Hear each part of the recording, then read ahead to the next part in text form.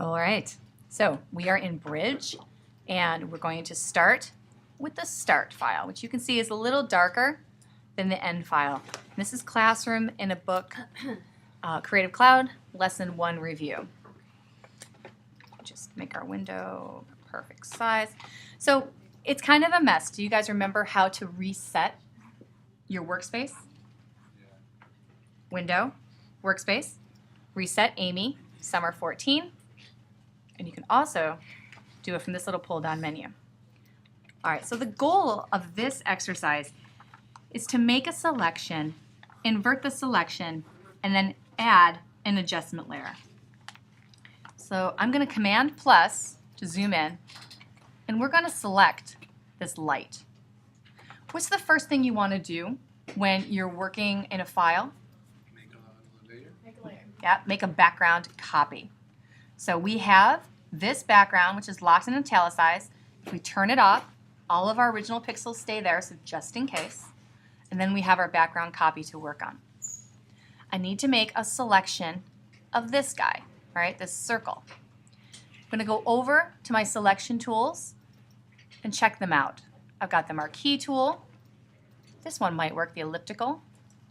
I also have the Lasso, which you can see, the Lasso is kind of a freehand drawing selection tool.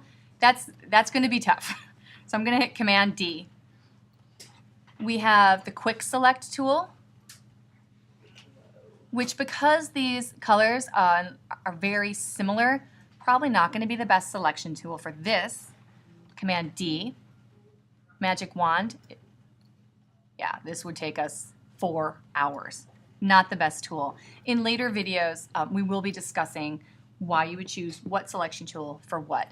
In this case, because it's a geometric selection, let's just go get our elliptical marquee tool. And remember, if you see this little black arrow in the corner, that means that it has roommates. Grab that, and then draw the best you can and position it into place. Now that's not bad, only because I've done this like 8,000 times. So I have it embedded in my head. But I'm going to pretend that I'm not amazing and that I made a selection like that. So let's move that over. And now what we need to do is transform the selection. We don't need to transform the image. So if your first instinct was to go over to the Edit, Transform Scale, watch what'll happen. Cuts it right out. So I'm going to hit Escape and go to the Select menu. And in the Select menu, it will say Transform Selection. It makes a bounding box right around that selection, and it allows you to adjust just the marching ants. Very cool. All right. So once you've got, you can use the corners, you can use the top. You see these little squares. They tell you where you can adjust. You could rotate it if you needed to.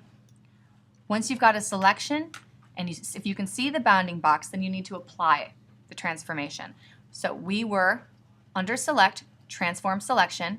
We have transformed that selection, brought it in really tight, and now we have to check either up here to apply the transformation or the no smoking sign to escape and not apply it.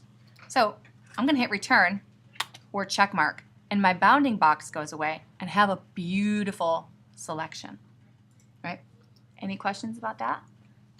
What did you use to make the circle, and how does it cut out again? I used the elliptical marquee, and a very common tool, I think, is going to Edit, Transform, Scale.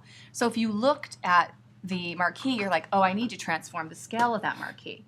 But what that does, the Edit, Transform, Scale way, is actually cuts out the image. If you want to transform a selection, it's under Select, Transform, Selection. Any questions about that? And there are a couple of, let's just review very quick some selection tools. These are geometric selections. So you have your rectangular and your elliptical. The Lasso tool, which is more of a freehand selection. And we have your Quick Select, which is edge-based, and your magic wand, which works great with selecting large areas of color. So in this case, the elliptical marquee tool was perfect.